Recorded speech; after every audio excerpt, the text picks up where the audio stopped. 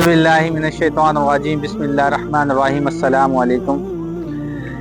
ایک بہت اچھا ایک واقعہ ہے، ذہن میں آیا، سوچا آپ لوگوں سے شیئر کر لوں۔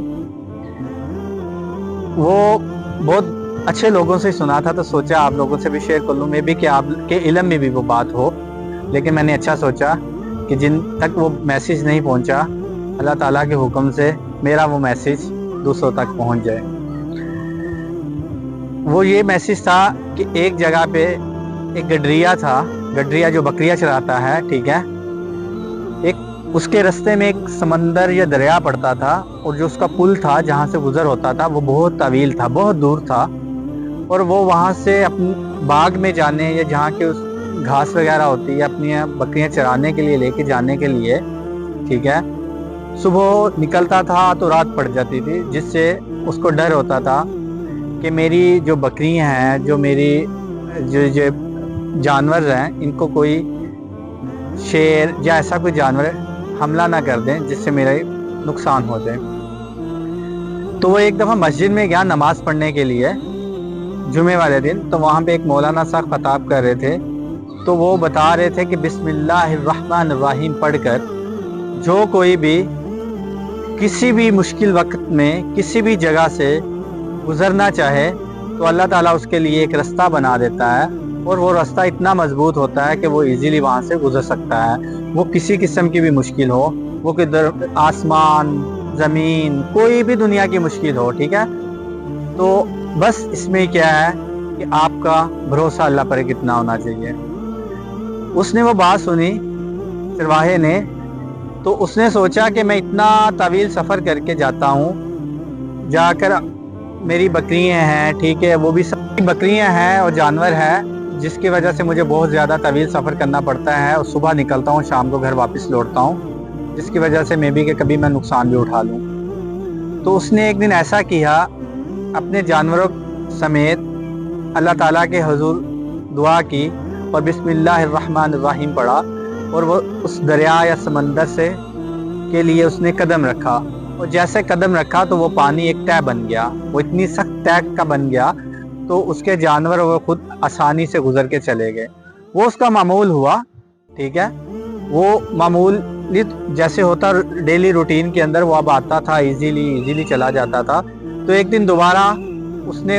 اسی مولانا صاحب کے پیچھے جا کے نماز پڑھی اور اسے یہ سارا واقعہ سنایا، تو مولانا صاحب بہت خوش ہوئے۔ خوش اس لیے ہوا کہ میں نے ایک بیان کیا، کسی نے اس پر عمل کیا، اور یہ سب کچھ ایک یقین میں بدل گیا۔ تو اچانک ایسا ہوا کہ اس مولانا صاحب نے سوچا کہ آج میں نے اس رستے جانا ہے، اس کا کوئی کام تھا تو اس طرح وہ چل پڑا، اور ساتھ اپنے کچھ جو شاگرد ہوتے ہیں ان کو لے لیا۔ اب جب وہ اس دریا یا اس نہر کے کنارے پہنچا تو اس نے ایک کام کیا، اس نے قرآن پاک کی بہت ساری آیات کو پڑھا، الحمدللہ کو پڑھا، بسم اللہ کو پڑھا، سب چیزیں پڑھنے کے بعد ابھی اس کے دل میں ایک خوف تھا، ایک ڈر تھا کہ یار میں کہیں ڈوب نہ جاؤں۔ تو اس ڈر کی خوف سے اس نے ایک کام کیا کہ اس نے ایک رسی پکڑی اور اپنے ایک شاگرد کو پکڑا دی کہ اگر میں ڈوبنے لگا تو مجھے کھینچ لینا، اگر میں ڈوبنے لگا تو مجھے کھینچ لینا۔ تو اس نے ساری آیت پڑھ کے، قرآن پاک کو پڑھ کے، اس کے بعد بسم اللہ پڑھ کے، بہت ساری، جیسے ایک عالم کے پاس جو علم ہوتا ہے اس نے وہ سارا کچھ پڑھ کے پھونک ماری اور اس دریا میں یا سمندر میں کود پڑا۔ وہ جیسے ہی اس نے پاؤں رکھا تو وہ ڈوب گیا اس میں، اور اس نے وہاں پہ چلانا شروع کر دیا کہ مجھے کھینچو، مجھے بچاؤ بچاؤ۔ تو پھر دوبارہ وہی مولانا صاحب اسی چرواہے سے ملتے ہیں، اس کو بتاتے ہیں سارا کچھ کہ میں نے تو تم سے زیادہ پڑھا ہے، تم سے زیادہ سب کچھ کیا ہے، تم سے زیادہ علم رکھتا ہوں، تم سے زیادہ کتابوں کا نالج ہے میرے پاس، لیکن تم نے کہیں جھوٹ تو نہیں بولا کہ میں نے یہ پورا جو تم نے مجھے جیسے بتایا تھا وہاں سے میرا گزر ہوا، میں نے وہی سب کچھ اپلائی کیا، لیکن میرے ساتھ وہ کچھ نہیں ہوا جو تمہارے ساتھ ہوا۔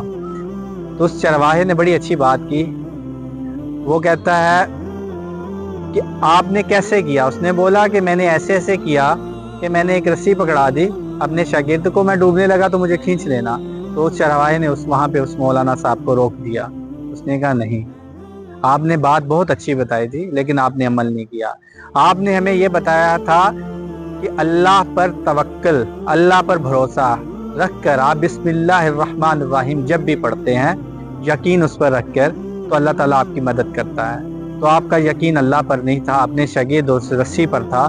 جس رسی کے سہارے آپ آگے لے کر اپنی معاملات کو آگے لے کر چلنا چاہ رہے تھے۔ تو اس لیے اللہ پر بھروسہ سب سے پہلے ہے، اللہ پر یقین سب سے پہلے ہے، اللہ پر توکل سب سے پہلے ہے، وہ کسی بھی معاملات میں ہو، وہ رزق میں ہو، وہ عزت میں ہو، وہ ذلت میں ہو، وہ علم میں ہو۔ تو اس لیے جب تک اللہ تعالیٰ کے اوپر آپ کا توکل اس طرح مضبوط نہیں ہوگا کہ آپ دنیا کی کسی بھی جگہ کھڑے ہوں، کسی بھی چوٹی کے اوپر کھڑے ہوں، کسی بھی چٹان پہ کھڑے ہو، اور آپ کو نظر آ رہا ہے کہ نہ ادھر کوئی رستہ ہے، نہ ادھر کوئی رستہ ہے، نہ آگے کوئی رستہ ہے، نہ پیچھے کوئی رستہ ہے، اب ایک ہی بچتا ہے یہاں سے چھلانگ لگاؤں تو اپنی زندگی ختم کر دوں۔ لیکن یہاں پر ایک ایسی چیز ملتی ہے ایک مسلمان ایمان والے کے لیے، وہ یہ ہے توکلت علی اللہ۔ جب آپ کا اللہ پر بھروسہ ہوتا ہے تو وہ کوئی نہ کوئی سبب لازمی پیدا کرتا ہے آپ کے لیے، اور آپ کی مشکلات کو دور کرتا ہے۔ تو پلیز آپ سب سے ریکویسٹ ہے کہ اپنے ہر معاملے کو اللہ تعالیٰ کے اوپر چھوڑیں۔